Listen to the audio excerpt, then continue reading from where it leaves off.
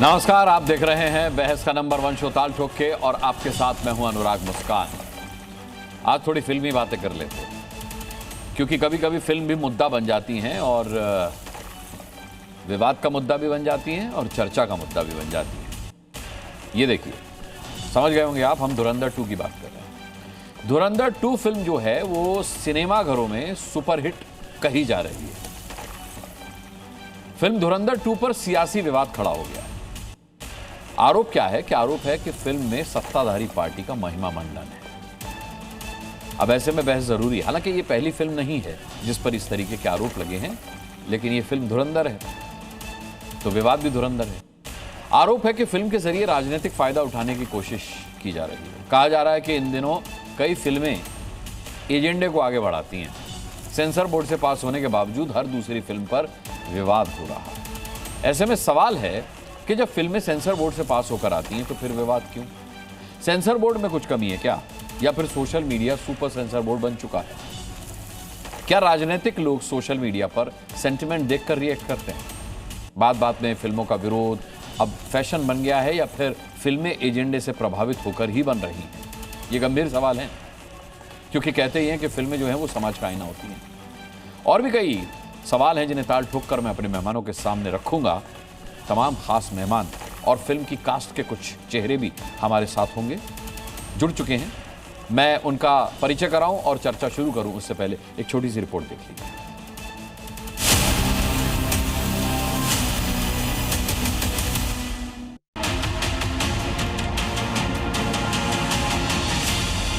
इस बकवास को कौन देखेगा और कौन यकीन करेगा? अतीक अहमद जैसे लोग इस देश में आतंकवादियों के रूप में ही तो काम कर रहे थे। तो भारतीय जनता पार्टी की सरकार रही है, तब से फिल्में बनाने का मकसद भारतीय जनता पार्टी का प्रोपेगेंडा करना है। भाजपा तो कोई फिल्म बनाती नहीं है, फिल्म को भारतीय पसंद कर रहे हैं। जो सत्य है एक रूप से उसकी एक काल्पनिक कहानी उन्होंने बनाई है और दिखा रहे हैं। ये प्रोपेगेंडा फिल्म्स हैं, देश का माहौल पोल्यूट करने की कोशिश की जा रही है।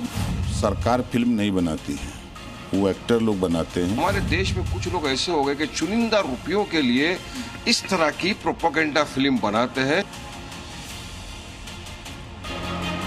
अतीक जैसे अहमद जो छवि रही है, ऐसे को तो भारत बर्दाश्त नहीं करने वाली है। अपराधी माफिया को चाहे कोई भी जाति धर्म का हो, अपराध के नजरिया से ही देखा जाना चाहिए। भारत के लिए जो है विरोधी ताकतों से मिले हुए लोग कभी भारत के हितैषी नहीं हो सकते। चलिए मैं इंट्रोडक्शन करा देता हूँ आज कौन कौन मेहमान हमारे साथ होंगे। इस फिल्म में बेहतरीन एक्टिंग राकेश बेदी साहब ने की है, वो एक्टर हमारे साथ होंगे। इसके अलावा विनोद थारानी जो कि एक्टर हैं, इस फिल्म का हिस्सा रहे हैं, वो भी हमारे साथ जुड़ेंगे। डॉक्टर अजय आलोक भारतीय जनता पार्टी के प्रवक्ता हमारे साथ जुड़ चुके हैं। तहसीन पूनावाला राजनीतिक विश्लेषक के तौर पर हमारे साथ जुड़ चुके हैं। नफीस अंसारी ये MIM के जेनजी नेता हैं, ये हमारे साथ जुड़ चुके हैं। इसके अलावा अनंत विजय हैं वरिष्ठ पत्रकार, वो हमारे साथ आज डिबेट का हिस्सा रहेंगे। विश्व हिंदू परिषद के प्रवक्ता विनोद बंसल हमारे साथ आज की डिबेट का हिस्सा रहेंगे। फिल्म व्यापार विश्लेषक कोमल नाहटा हमारे साथ आज जुड़ेंगे और राजनीतिक विश्लेषक डॉक्टर MH खान हमारे साथ जुड़ेंगे। अब क्योंकि समय कम है, फिल्म एक्टर्स की व्यस्तता मैं समझता हूं, तो सबसे पहले राकेश बेदी साहब के पास चलते हैं। राकेश बेदी साहब को हम लोग बचपन से देख रहे हैं, टीवी सीरियल्स से राकेश बेदी को देख रहे हैं और फिल्म में भी राकेश बेदी की बहुत तारीफ हो रही है। आपको बहुत बहुत सबसे पहले मुबारकबाद देना चाहूंगा। रिकॉर्ड के मुताबिक फिल्म सारे रिकॉर्ड तोड़ रही है राकेश बेदी जी।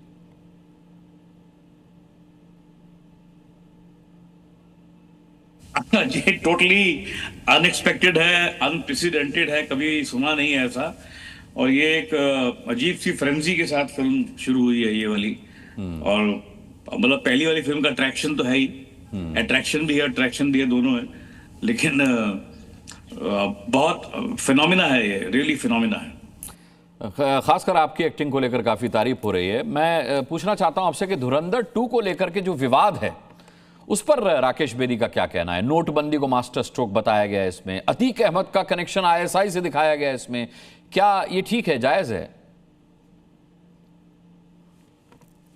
देखिए प्रोपेगेंडा तो अब ये तो हर आदमी जो है वो कोई ना कोई माइक्रोस्कोप लेकर ढूंढते रहते हैं, कोई ना कोई फॉल्ट कहीं दिखाई दे तो उसको पकड़े और फिर चले आगे।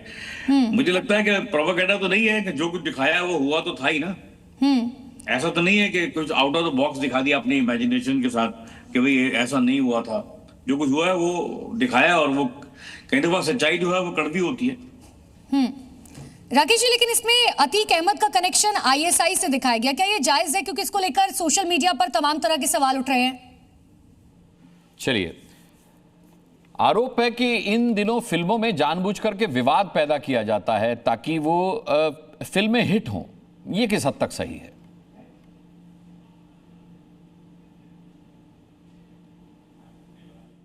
मुझे नहीं लगता कि इस फिल्म को विवाद की जरूरत थी। मुझे लगता है कि ये विवाद लोगों ने ढूंढ लिया है ताकि, देखिए अभी प्रॉब्लम क्या है कि हर आदमी को कहीं ना कहीं अपने आप को भी न्यूज़ पे रहना है। हर इंडिविजुअल को ये लगता है कि मेरी बात सुनी जाए, मेरी बात कहीं ना कहीं पहुंचे, मैं जो बात कह रहा हूं वो सही है। हर आदमी का अपना पॉइंट ऑफ व्यू है। सोशल मीडिया, सबके हाथ में फोन है, सबके हाथ में इंटरनेट है, तो हर आदमी मतलब अपना अपना जज बना हुआ है। अपने घर में बैठकर आप जज बने हुए हैं, तो अपनी जजमेंट हर आदमी दे रहा है। मुझे ऐसा लगता है कि इसको बजाय इसके कि आप इतना ज्यादा कोई तरह तरह के लेंस लगाएं, लोगों को चाहिए कि इसको बस एज अ सिनेमा ही देखें। ठीक है, चलिए, राकेश बेदी साहब का बहुत बहुत धन्यवाद करेंगे हमसे बात करने के लिए। अब डिबेट में आता हूं मैं, क्योंकि ये डिबेट का पार्ट नहीं थे, कुछ ही समय का इन्होंने वक्त दिया था। डॉक्टर अजय आलोक, देखिए विपक्ष ये कह रहा है आपके इस जवाब पर कि भाई बीजेपी फिल्में नहीं बनाती, ठीक बात है, लेकिन फिल्में बनवाई तो जा सकती हैं, फिल्म एक्टर बनाते हैं, डायरेक्टर बनाते हैं, वो बात ठीक है, लेकिन इसे प्रोपेगेंडा फिल्म कहकर के साफ तौर पर यह आरोप भी लगाया गया है कि इस फिल्म के पीछे बीजेपी है, ये प्रोपेगेंडा बीजेपी फैलवा रही है, ये फिल्में बनवाई जा रही हैं। और ये धुरंधर 2 पहली फिल्म नहीं है जिस पर यह आरोप लगा है। कौन सा प्रोपेगेंडा बीजेपी फैला रही है? धुरंधर 1 या धुरंधर 2 में क्या दिखाया गया है? कि भारत को अगर कमजोर करने की कोई साजिश कर रहा है, पाकिस्तान साजिश कर रहा है, जिहादी मुसलमान लोग बैठ के साजिश कर रहे हैं, भारत के अंदर एजेंट लोग हैं जो कि आईएसआई के लिए काम करते हैं। मैं बिहार से हूं, मैं ऑन रिकॉर्ड कह रहा हूं कि शहाबुद्दीन के यहाँ से जो मरहूम शहाबुद्दीन यहाँ जी से जो पकड़े गए थे bullet proof jackets, AK-47 rifle, AK-56 rifles, उस पर आईएसआई का मार्क, पाकिस्तानी आर्मी का मार्क था। तो ये बात अगर जनता को बताई जा रही है तो इसमें प्रोपेगेंडा कहां से होता है? नोटबंदी को हम कहते हैं कि अभूतपूर्व था, क्योंकि टेररिस्ट की कमर तोड़ दी गई थी। पाकिस्तान के पास जो नकली नोट छापने के ब्लैक बॉक्स थे वो हम लोगों ने डिस्ट्रॉय कर दिए। अजय आलोक, ये मास्टर स्ट्रोक था, तो इसमें प्रोपेगेंडा कहां है? नहीं, ठीक है, फिल्म में मास्टर स्ट्रोक दिखाया गया है, लेकिन क्या वो मास्टर स्ट्रोक था, इस पर भी तो चर्चा होगी। कितना काला धन निकला, कितने जाली नोट निकले, इस पर भी तो एक लंबे समय तक चर्चा चलती रही। अनुराग जी, ये चर्चा तो हो चुकी है, ये तो पॉलिटिकल डिस्कोर्स का विषय है कि नोटबंदी कितना सक्सेसफुल हुआ, कितना नहीं हुआ। कितना सक्सेसफुल हुआ हम भी जानते हैं, कितना नहीं हुआ बाकी लोग भी जानते हैं। देश की अर्थव्यवस्था का क्या हाल हुआ कि हम तीसरे चौथे इकोनॉमी पे पहुंच गए नोटबंदी के बावजूद। 16 में नोटबंदी हुई, आज 26 में हम चौथे स्थान पे खड़े हैं। नोटबंदी से अगर हमारी घरेलू अर्थव्यवस्था MSME अगर ये वो तबाह हो जाती, और अगर हमारे अनऑर्गेनाइज सेक्टर तबाह हो जाता, तो आज तो हम चौथी पे नहीं पहुंचते, हम $4.8 ट्रिलियन की इकोनॉमी नहीं होते। तो नोटबंदी कहीं ना कहीं सक्सेसफुल हुई। जो अर्थव्यवस्था में नकली नोट का एक कारोबार हमारे अर्थव्यवस्था को घून लगा के चाट रहा था, वो खत्म हुआ। हाथ कंगन को आरसी क्या, पढ़े लिखे को फारसी क्या? मुझे तो यही समझ में नहीं आ रहा है प्रोपेगेंडा किस बात का। धुरंधर 2 एक मूवी है, आप मूवी बनाते थे पहले और कोई ऑब्जेक्शन होती थी, आप भगवान शंकर को कहते थे मैं तुम्हारे मंदिर में नहीं आऊंगा, और 786 का बैच अपने अंदर लगा के चलते थे। ये क्या था? एक मूवी आती थी जिसमें शंकर भगवान से लेके गणेश भगवान से लेके तमाम देवी देवताओं का मजाक उड़ाते चले जाते थे, वो बड़ा अच्छा था भाई, वो प्रोपेगेंडा नहीं था। एक धर्म को जबरदस्ती नीचे जो दिखाने की कोशिश करती गई, वो अच्छा नहीं था। धुरंधर 1 धुरंधर 2 में इस्लाम का एक बार भी नाम आया है? सेंसर बोर्ड पर सवाल उठा रहे हैं, नहीं, एक मिनट, मैं आ रहा हूं। डॉक्टर अजय आलोक, इस सवाल आप किस पर उठा रहे हैं? भाई वो फिल्में भी सेंसर से पास होती थी। कोई दावा नहीं उठा रहा हूं, मैं कह रहा हूं धुरंधर 1, धुरंधर 2 बिल्कुल बहुत अच्छी पिक्चर है, पूरे देश को देखनी चाहिए। आप प्रोपेगेंडा नहीं, इसमें बहुत सारा चीज सच्चाई है। ठीक है, तहसीन पूनावाला मुस्कुरा रहे हैं और जब और हमारे भारत के, और मैं बता देता हूँ एक लाइन और खत्म करूंगा। अच्छा जोड़ दीजिए। हाँ, हमें भारत और बांग्लादेश, भारत को पाकिस्तान बांग्लादेश से उतना खतरा नहीं है जितना घर में बैठे हुए छुपे जिहादियों से खतरा है, जिसको स्लीपर सेल्स कहते हैं। हमें उनसे ज्यादा खतरा है, और यही खतरा अब अमेरिका को भी होने वाला है। ठीक है, यही खतरा विश्व में हर देश को होने वाला है। ठीक है, खतरा 10 गुना बढ़ चुका है। ये युद्ध जो चल रहा है ना, ये तो 6-7 दिन में खत्म हो जाएगा, लेकिन नफरत बढ़ गई है। चलिए ठीक है, मैं लौटूंगा। तहसीन पूनावाला मुस्कुरा रहे हैं, और जब तहसीन पूनावाला मुस्कुराते हैं तो मैं जानता हूं उनको, वो अपने चाकू पर धार लगा रहे होते हैं उस वक्त। तहसीन पूनावाला, आपको आवाज मिल रही है मेरी? अच्छा, तहसीन पूनावाला को आवाज नहीं आ रही है उन तक। अब आ रही है। अच्छा, अब आ रही है। तो मैंने कहा जब आप मुस्कुरा रहे होते हैं तो इसका मतलब ये होता है कि आप चाकू पर धार लगा रहे हैं। अच्छा, मुझे ये बताइए, जैसे अजय आलोक कह रहे हैं कि इसमें प्रोपोगेंडा क्या है, जो हुआ वही तो दिखाया गया है, इसको आप लोग प्रोपोगेंडा फिल्म क्यों बता रहे हैं? अनुराग जी, सबसे पहले तो आपके साथ शो में शिरकत करने का मौका मिला, इसलिए आपका शुक्रगुजार हूँ। सभी को कल जितने भी त्योहार हुए हमारे देश में उसकी शुभकामनाएं, और कल आने वाली ईद की और नवरोज की सबको शुभकामनाएं और ढेर सारी बधाई। देखिए, सबसे पहले मेरा थोड़ा सा नुआंस पोजीशन है। जहां तक फिल्मों को लेकर मैं मानता हूं, आपको फिल्म अच्छी लगे ना लगे, एक न्यूज चैनल अच्छा लगे ना लगे, कोई आर्ट या पेंटिंग अच्छी लगे ना लगे, कोई किताब अच्छी लगे ना लगे, ये पब्लिक का अधिकार है, सरकार का इसमें कोई रोल होता नहीं। आपको फिल्म अच्छी ना लगे मत देखो। आपको कोई न्यूज चैनल, मान लो ये डिस्कशन अच्छा नहीं लगे, प्लीज चैनल चेंज कर दो। आपको कोई पेंटिंग पसंद है, आर्ट गैलरी से बाहर चल जाओ। किसी को वायलेंस करने की या किसी को बॉयकॉट करने की, मुझे लगता है कहीं पर ये ना ही इजाजत होनी चाहिए, ना इस एक लोकतंत्र में इसके लिए कोई स्थान होना चाहिए। ये पहली बात है। जहां तक सवाल है धुरंधर का, मैं फिर मानता हूं, अगर आपको, मैंने इनफ 1 देखी, मैं फिल्म देखता नहीं हूं, बट अगर फिल्म अच्छी है, अगर फिल्म इतनी बुकिंग कर रही है, लोगों को पसंद आ रही है, उनका अधिकार है। आई डोंट थिंक कि लोगों को, पॉलिटिकल पार्टीज को इसमें गिरना चाहिए। मुझे लगता है it is a waste of time. तो ये दूसरी चीज है। तीसरी चीज मैं ये मानता हूं, और अगर अजय भाई मानते हैं कि डीमोनेटाइजेशन बहुत अच्छा फैसला था, हर साल मनाते ना डीमोनेटाइजेशन उत्सव, मनाते नोटबंदी उत्सव। सॉरी, मेरा बेटा यार, उसको मत खींचो अच्छी लगे, मेरा बेटा है, उसको मत मनाए नोटबंदी उत्सव। कौन रोक रहा है? वो भी आपका अधिकार है, मनाए, बताइए इसके बेनिफिट्स बताइए। इस तरह का अजय भाई इकोनॉमिक्स कर रहे हैं कि 11वें से चौथी इकोनॉमी पे आ गई भारत, तो अच्छी बात है। Please, all of that is way. देखिए, कोई भी फिल्म, अगर आपको धुरंधर पसंद नहीं है, आप उसके सामने चुचुंदर बना दीजिए, कौन रोका है? बट बेसिकली क्या है, एक चीज हमारे देश में हो गया है, मुझे लगता है कि फिल्म्स बन गए इजी टारगेट। अभी अजय भाई देखिए, ये कह रहे कि ये फिल्म के खिलाफ नफरत फैला रहे, इनको बीजेपी इस फिल्म को सपोर्ट करी। परसों एक सॉन्ग आया था, मैं उस सॉन्ग को भी पसंद नहीं करता, अभी मेरी वाइफ ने उसका लिरिक्स भेजा, वो किसी संजय दत्त का एक सॉन्ग था, वो सॉन्ग के अंदर आपने फिर गवर्नमेंट उसमें, अरे वो तो बहुत ही वाहियात, नहीं, आई एग्री। मेरा गवर्नमेंट का प्रिंसिपल, सरकार नहीं होनी चाहिए।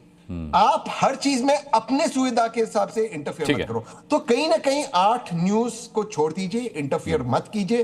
जिसको पिक्चर देखनी है देखिए, नहीं देखनी है नहीं देखिए, मार्केट फोर्सेस डिसाइड करिए। लेकिन सरकार भी चाहती है कि इसमें इंटरफियरेंस हो, ताकि सरकार ना पकड़ी जाए। अब अतीक आईएसआई का दामाद था या गुजरात में किसका दामाद था, इसलिए गुजरात जेल में गया। अनुराग भाई, मैं और अजय भाई दोनों जाते, वो उत्तर प्रदेश से गुजरात जेल से क्या क्या कर रहा था, और किसका दामाद घोर बिश्नोई गुजरात जेल में। चलिए ठीक है, मैं इस चर्चा में लौटूंगा। विनोद थारानी हमारे साथ हैं, जिन्होंने फिल्म में आजम चीमा का रोल प्ले किया है 26/11 में, जिसकी भूमिका थी। विनोद थारानी जी, बहुत बहुत स्वागत है आपका। आपके अभिनय की बड़ी प्रशंसा हो रही है, और मैं जानता हूं कि जो एक्टर्स होते हैं उन्हें अपने रोल से मतलब होता है, और जितना चैलेंजिंग रोल उन्हें मिलता है उनको उतना ही बड़ा वो अचीवमेंट लगता है। लेकिन जब फिल्म विवादों में घिर जाती है तब कैसा लगता है? खुशी होती होगी क्योंकि बदनाम होंगे तो क्या नाम ना होगा? सबसे पहले तो सारे पैनलिस्ट को मेरा नमस्कार। मैं पर्सनली कोमल जी को जानता हूं, तो कोमल जी को नमस्कार, अजय आलोक जी को नमस्कार, और बाकी सारे पर्सन पूनावाला जी को भी नमस्कार, आप सबको नमस्कार। इस चर्चा में मुझे तो सिर्फ इतना ही कहना है कि फिल्म जो है वो एंटरटेनमेंट का एक साधन होती है, मुझे ऐसा लगता है। और जिस तरह से पूनावाला साहब कह रहे थे कि जिसको फिल्म अच्छी लगे, जिसको ना लगे, वो अपना डिसीजन ले सकता है। और मुझे ऐसा लगता है कि एजेंडा ड्रिवन फिल्म है या नहीं है, मेरा ऐसा पर्सनली मानना है कि फिल्म देशभक्ति के बारे में बात करती है, मतलब वो टेररिज्म के अगेंस्ट बात करती है। और मुझे ऐसा लगता है कि वो किसी रिलीजन के बारे में या किसी इस तरह की कोई बात नहीं करती फिल्म की, जहाँ किसी को पर्सनली लगे या उसको ऐसा कहा जाए कि ये जेंडर ड्रिवन फिल्म है, मतलब फिल्म तो टेरर नेटवर्क को ध्वस्त करने के बारे में है ना। और अगर हमारे हिंदुस्तान में इस तरह के टेरर अटैक्स हुए हैं, ये सच बात है, और अगर हुए हैं तो उसके बारे में अगर फिल्म बन रही है तो फिल्म लोगों को पसंद आनी चाहिए। और मेरा दूसरा ऐसा मानना है कि क्या फिल्म को फिल्म के तरीके से नहीं बनाया गया है, वो डॉक्यूमेंट्री तो नहीं है, फिल्म है, फीचर फिल्म है, सारे लोगों का पैसा लगा होता है, और सारे लोगों का जब पैसा लगा होता है तो बट ऑब्वियस सी बात है कि थोड़ा सा हम लोग सिनेमैटिक लिबर्टी जिसको हम नहीं विनोद, आप एक एक्टर के तौर पर बात कर रहे हैं, मैं एक नागरिक के तौर पर, एक दर्शक के तौर पर जरा धुरंधर 2 अगर आप देखें और आप ये भूल जाएं कि इसमें जो आजम चीमा है वो मैं हूं, एक फिल्म के तौर पर देखें, तो आपको लगता है कि फैक्ट्स को तोड़ मरोड़ कर पेश किया जाना हम वोटर्स के, हम नागरिकों के सबकॉन्शियस माइंड में एक मैसेज डालने का प्रयास होता है, जब हम वोट देने जाएंगे तो हमें धुरंधर 2 याद आएगी और हम मोहर लगा देंगे?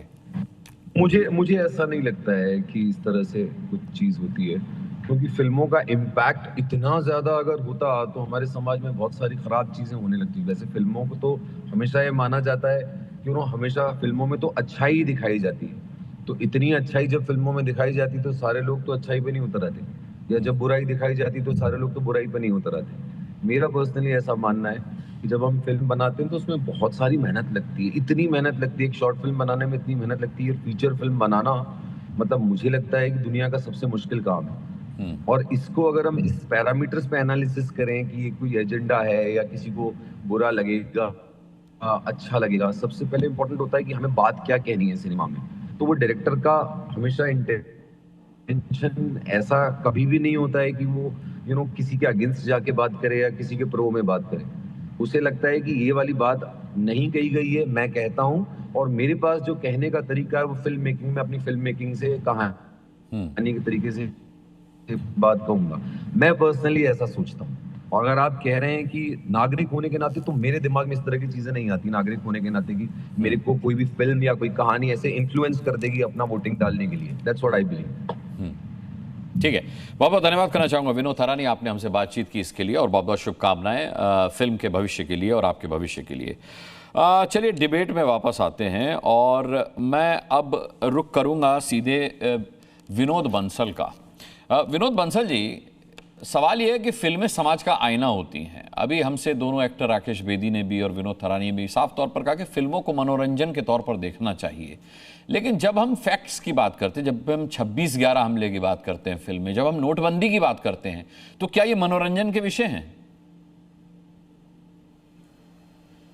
अनुराग जी, सबसे पहले तो आपके सुधी दर्शकों को वर्ष प्रतिपदा और नवरात्रा की हार्दिक शुभकामनाएं। माता रानी की कृपा आपके सभी सुधी दर्शकों पर, पैनलिस्टों पर बनी रहे, आपको बनी रहे, ऐसी मेरी मंगल कामनाएं। दूसरी ये कि देखिए, ये जो बात है, फिल्म का दोनों डायमेंशन होते हैं। ऐसा मैं मानता हूँ कि फिल्म सिर्फ एंटरटेनमेंट का नहीं, एक विचार का भी माध्यम होती है, दुष्प्रचार का भी माध्यम होती है, तो सदप्रचार का भी माध्यम होती है।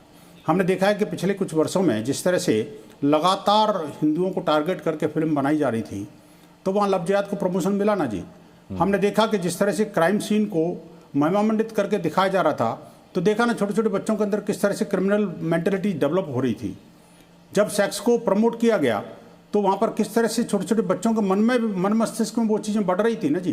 तो ऐसा नहीं है कि जो फिल्म है वो समाज का आईना भी होता है और समाज विरोधी भी होती हैं, समाज के लिए अच्छी भी होती हैं। हर तरह की फिल्म होती है, फिल्म है, और एंटरटेनमेंट का भी साधन होती है। मैं ऐसा मानता हूँ कि 3 4 5 चीज़ों का एक कॉम्बिनेशन है, लेकिन इस कॉम्बिनेशन में कौन सी चीज़ आगे है, कौन सी चीज़ पीछे है, ये फिल्म का डायरेक्टर, प्रोड्यूसर और कहानीकार पहले से डिसाइड करके चलता है, ऐसा मुझे भी लगता है। हालांकि मैं फिल्मकार नहीं हूँ, इस इंडस्ट्री से बहुत दूर दूर तक कहीं नहीं जुड़ा हुआ नहीं हूँ, लेकिन पिछले कुछ वर्षों में जिस तरह से OTT प्लेटफॉर्म पर भी हमने जो बैन लगवाए, जिस तरह से फिल्मों को भी रुकवाया, हमने जिस तरह से फिल्म के अगेंस्ट में प्रदर्शन करने को मजबूर हुए हम, और उसके बाद एक कुछ परिणाम भी सामने आए, तो इन सब चीज़ों को देखने से पता लगता है कि आखिरकार अब जो है ना, जो फिल्म बनाने वाले लोगों की जो मानसिकता है, उस मानसिकता का शिकार कहीं ना कहीं उसका दर्शक भी होता है। इसको आप नजरअंदाज नहीं कर सकते। बैलेंस कर दिया आपने, उसके पॉजिटिव और नेगेटिव दोनों पहलू हैं। मैं समझ गया, दोनों ही बातें कह दी। कोमल नाहटा हमारे साथ है, बात सही है। और देखिए बोल दीजिए विनोद जी, बोल दीजिए। देखिए जो आपने दूसरी देशद्रोह की बात करी है, देश के लिए अच्छी की बात करी, निस्संदेह देखिए जब सीमा पर मेरा जवान लड़ता है ना, और फिल्म का एक गाना भी उसको बहुत जबरदस्त जज्बा प्रदान करता है। आपने देखा होगा कि कई सारी फिल्में बॉर्डर की और उसकी जो स्क्रिप्ट के साथ साथ उसकी जो गाने हैं, वो गाने व्यक्ति को इतना उत्साहित कर देती कि अपना जान देने को तैयार हो जाता है। ठीक है, मैं समझ गया, क्योंकि उसके अंदर जज्बा भरा जाता है। मैं समझ गया। कोमल नाहटा जी, मैं आपसे सवाल ये पूछना चाहूंगा कि हमने धुरंधर का वो गाना देखा था जिसके शब्द आज तक किसी के समझ में नहीं आए, लेकिन पूरा देश उस पर नाचा, झूम कर नाचा। फिर हमने सयारा का क्रेज देखा, मतलब सयारा फिल्म में कुछ था या नहीं था मुझे नहीं पता, मेरे को तो जितने लोग मिले देखकर आने वाले वो बोले यार इतना भी कुछ नहीं था जो सोशल मीडिया पर इतना हंगामा हो गया था। यानी कि उसके लिए बाकायदा इंस्टाग्राम को चुना गया था उसकी पब्लिसिटी के लिए, और अजीब अजीब तरह की पब्लिसिटीज थी कि वहां पर यंगस्टर्स अपने अंडरगारमेंट्स तक उतार के चले आ रहे हैं। इसके क्रेज में लोगों ने जाकर देखा कि भाई फिल्म में ऐसा क्या है। आपको लगता है कि विवाद जो होता है उसने अब एक नया रुख ले लिया है और ये धुरंधर 2 का भी एक पब्लिसिटी इंस्टंट हो सकता है कि बाकायदा इसमें चीजों को या तो तोड़ मरोड़ कर पेश किया जाए या उसे इतना विवादित कर दिया जाए कि जिसका फायदा मॉनेटरी हो जाए?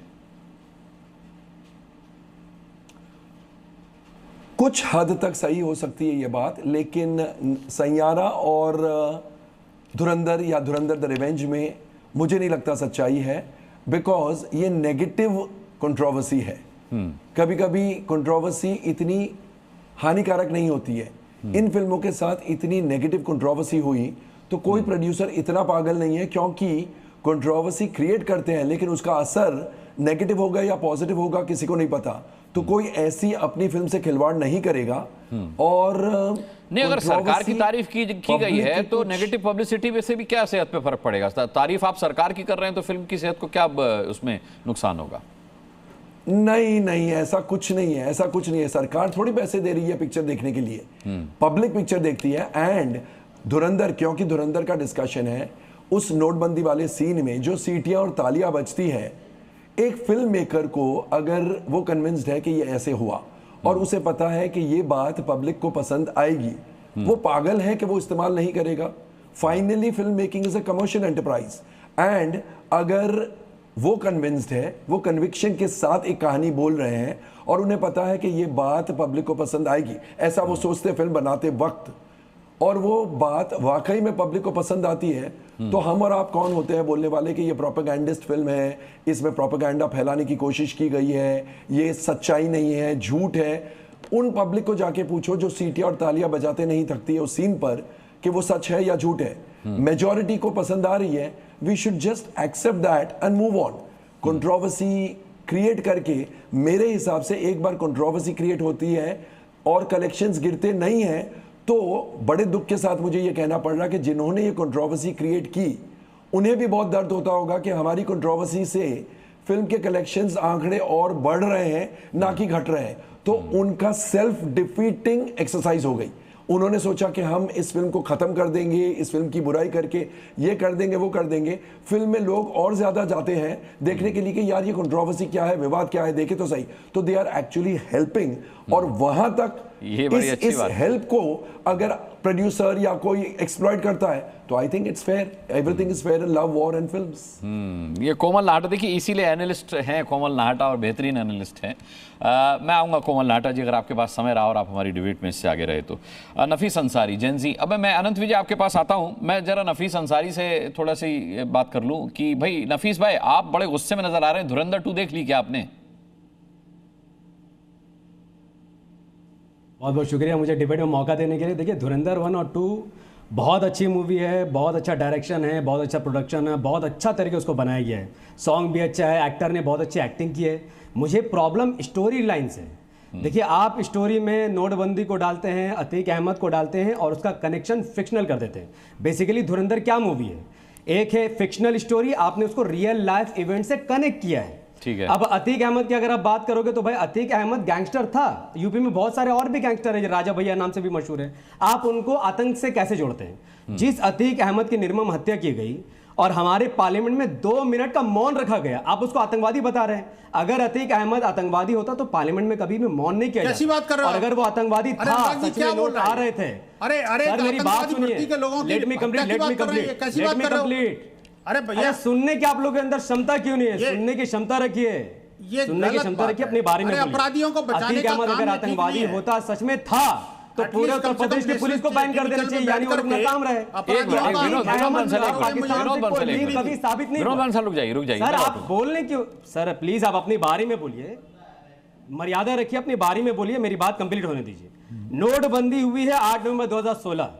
आरबीआई के एनुअल रिपोर्ट आया 2016-2017 में, उन्होंने कहा कि हमने सही तरीके से इसको सफल नहीं पाया है, क्योंकि 99.3% नोट वापस आ गया, 100 लोग मारे गए। अब आप कह रहे हैं कि नहीं, पाकिस्तान से 60,000 करोड़ नोट आने वाला था। अब वाकई में अगर नोट आने वाला था तो आपको नोट पकड़ना चाहिए था, आपने पूरा नोटबंदी कर दिया। इसका मतलब आपने फिक्शनल स्टोरी को रियल लाइफ इवेंट से मिला दिया। आप देखिए, लोग जब ताली बजा रहे हैं तो हमें दुख इसलिए हो रहा है कि वो ताली मूवी देख के नहीं बना रहे, वो गलत स्टोरी को अपना घर लेकर के जा रहे हैं। तो हमें एज अ भारतीय नागरिक हमें सतर्क होना चाहिए कि मूवी हमें क्या दे रही है।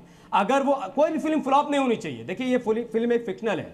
अगर इस फिल्म का एक एक्टर या प्रोड्यूसर या डायरेक्टर ये बात कह दे कि ये फिल्म पूरी तरीके से फिक्शनल है, इसको आप रियल मत मानिए, तो हमें कोई दिक्कत ही नहीं है। पर आप सीना चौड़ा करके कह रहे हैं कि फैक्ट है, फैक्ट है। क्या फैक्ट है?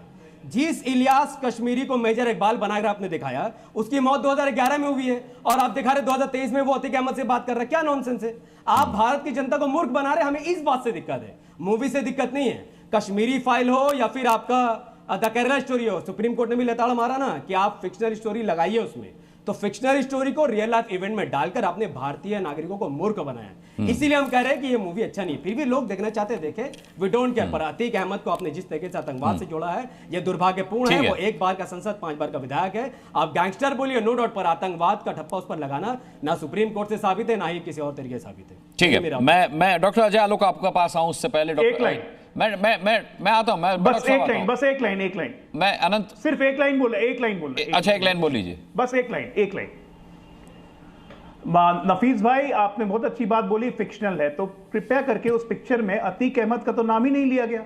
वो अतीफ अहमद है, आपने उसको अतीक अहमद से जोड़ कैसे लिया? आपने मूवी नहीं देखा। दूसरी बात, पार्लियामेंट में जाने का ये मतलब नहीं है कोई संत हो जाता है। अतीक अहमद एक मिनट, पार्लियामेंट में जाने का मतलब ये नहीं है कि हर कोई संत हो गया।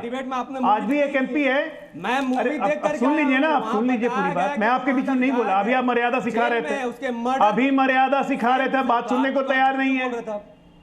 तो आप क्यों बोल रहे हैं? सुनिए ना बात सुनिए। पार्लियामेंट में जाने का मतलब, मेरा काम है आपको एक मिनट, आप झूठ आप बोल रहे हैं फिक्शनल को। अरे फिक्शनल को प्रोपेगेंडा आप बना रहे हैं भैया। सुनिए तो बात, आप सुनिए जरा, सुना कीजिए टीवी डिबेट में, से बोला नहीं जाता।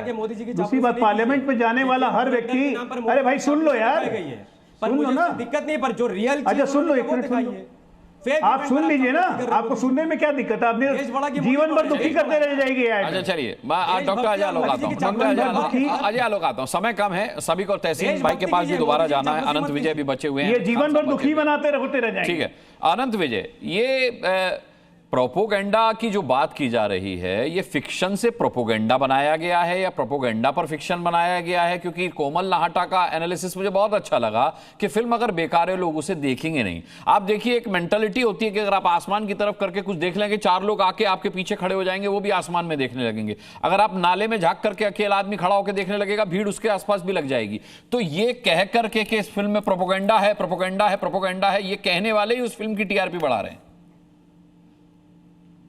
अनुराग जी, आपको याद होगा हम लोगों ने आपके साथ ही एक वेब सीरीज पर डिस्कशन किया था, उसका नाम था IC-814 जी।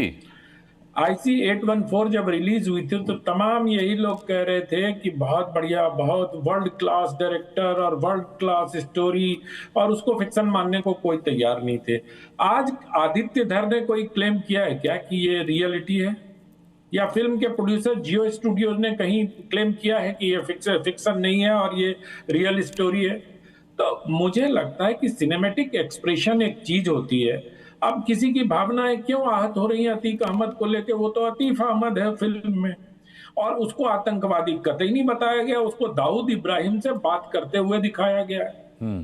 तो मुझे लगता है कि अब किसके कहाँ कनेक्शन थे, अब वो उनको मृत्यु हो चुकी है उनकी, तो छोड़ दीजिए। मैं अब या तो अगर रफीस अंसारी साहब दाऊद को आतंकवादी मान लें मानते हो तो अभी बोले कि दाऊद आतंकवादी है, तब वो बात आगे बढ़े उस पे। सर बिल्कुल बीजेपी आरएसएस जैसा मैं सिर्फ दाऊद इब्राहिम बिल्कुल आतंकवादी सिनेमैटिक एक्सप्रेशन एक चीज होती है। अरे बोलने थोड़ी कहा आपको मैंने, मेरी बात बोल लीजिएगा। मैं कह रहा हूँ सिनेमैटिक एक्सप्रेशन एक चीज होती है, और आदित्य धर ने सिनेमैटिक एक्सप्रेशन को बहुत कायदे से उपयोग किया है कि उसकी फिल्म इतिहास में भी जाती है और वर्तमान में भी आती है। चाहे आप धुरंधर 1 देखिए, धुरंधर 2 देखिए, और ये फिल्म निर्देशक के साहस की हमें दाद देनी चाहिए कि 1.25 घंटे के बाद 4 घंटे की फिल्म बना दी उसने। भाई उसको अपनी कला पर भरोसा है, उसको अपनी स्टोरी टेलिंग पर भरोसा है। पता नहीं, मैं तो फिल्म को देख रहा था तो मुझे कहीं कोई न आतिफ याद आया, न दाऊद याद आया, न कोई आया। मैं तो कहानी में डूबा रहा। स्टोरी टेलिंग इतनी शानदार है अनुराग जी इस फिल्म की कि जाने कौन लोग हैं जिनको इसमें प्रोपेगेंडा दिखाई देता। अरे फिल्म को फिल्म की तरह देखिए भाई, फिल्म को क्यों मान लेते हैं कि आपके आंगन में बैठ के कहानी कह रहा है। दूसरी बात मैं ये कह रहा हूँ, अगर डायरेक्टर ने क्लेम किया होता, और बहुत अच्छी बात कोमल अभी कह रहे थे, आप देखिए जिसने केरला स्टोरी 1 बनाई, सेम डायरेक्टर ने बस्तर बनाई। केरला स्टोरी 1 सुपरहिट रही, जनता को बहुत पसंद आई। उनकी दूसरी फिल्म का क्या हुआ, जनता ने नकार दिया, नहीं पसंद आई उनको, उतनी पसंद नहीं आई। विवेक अग्निहोत्री जी ने कश्मीर फाइल्स बनाई, जनता ने सर आंखों पे बिठाया, बहुत अच्छी लगी। विवेक अग्निहोत्री जी ने उसके बाद अभी दिल्ली फाइल्स या बंगाल फाइल्स बनाई, उसको उतनी अपेक्षित सफलता नहीं मिल पाई जितनी उनकी पहली फिल्म को मिली थी।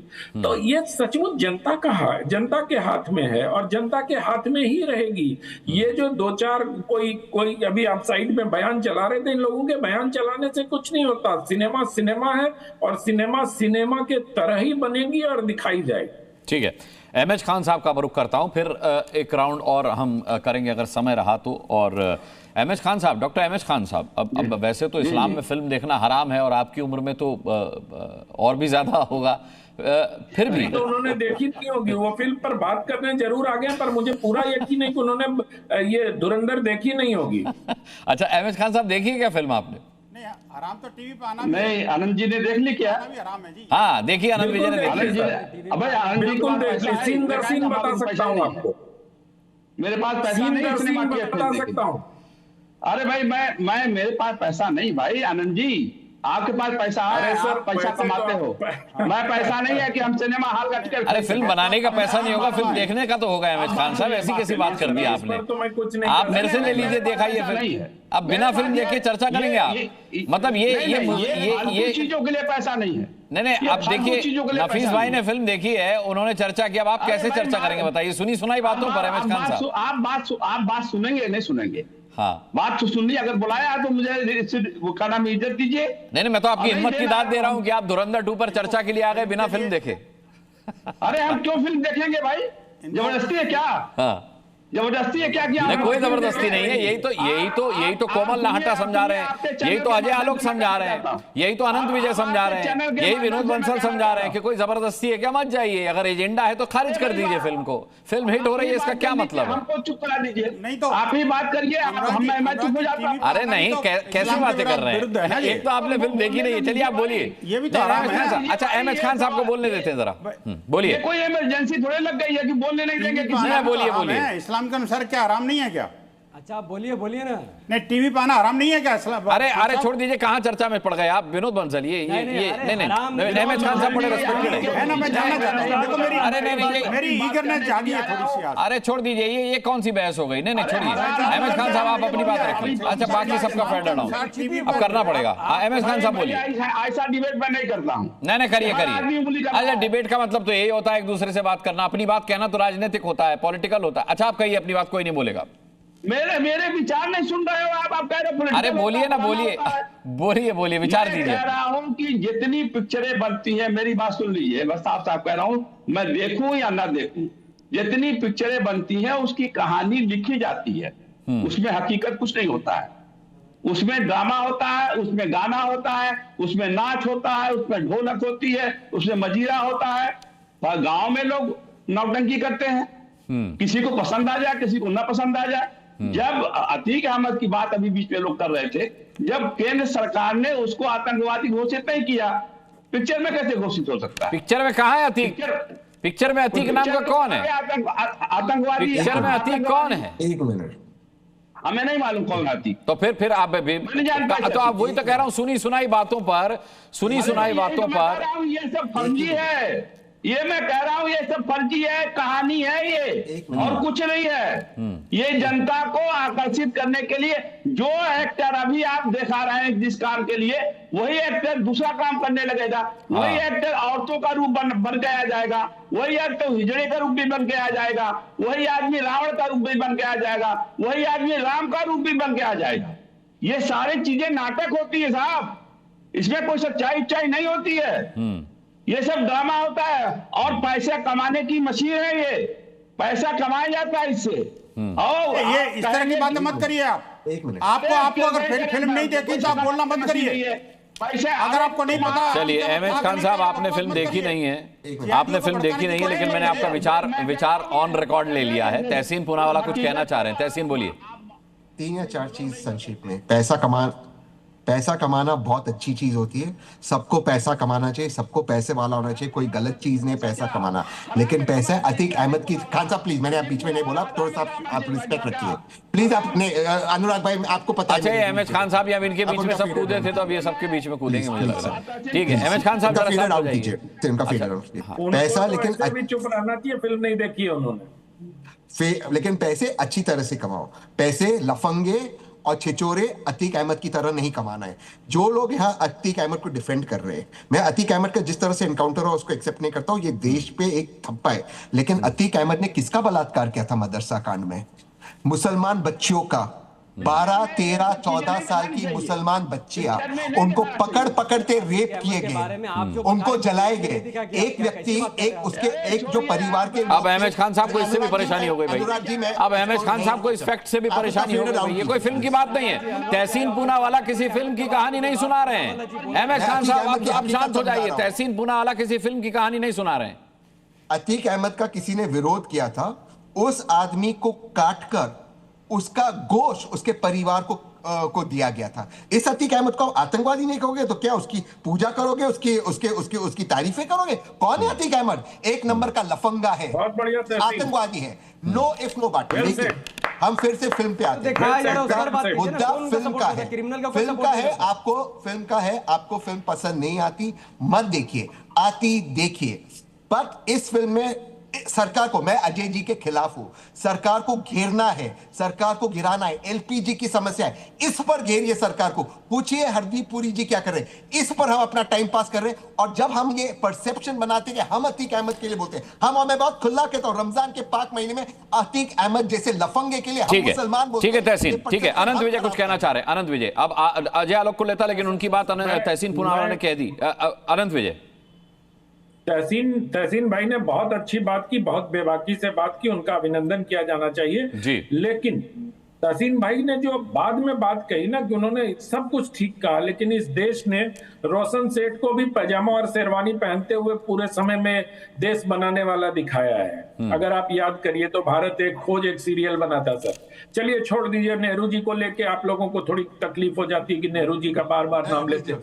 आपने परजानिया फिल्म देखी थी तहसीन भाई? परजानिया फिल्म देखी थी? 2000 दंगों की सत्य घटनाओं पर आधारित, ऐसा उस पर बड़ा लिख के आया था, क्लेम किया था फिल्मकार ने कि सत्य घटनाओं पर प्रेरित। और उसमें क्या किया था? उसमें पॉलिटिक्स नहीं था, उसमें एजेंडा नहीं था। उसमें क्या एजेंडा नहीं था, सही बात है। और मुझे लगता है अनंत विजय, अब क्लोजिंग का टाइम है, मुझे लगता है कि फिल्म जो हिट होती है ना, उसे विरोध करने वाले हिट कराते हैं, उसे एजेंडा बताने वाले हिट कराते हैं। जो आदमी घर में बैठा है, जो इंसान घर में बैठा है, उसे क्या पता फिल्म के अंदर क्या दिखाया गया है, लेकिन इस तरीके की चर्चा, इस तरीके का हो हल्ला देख करके, क्यूरियोसिटी के चलते वो फिल्म देखने जाता है और फिल्म हिट हो जाती है।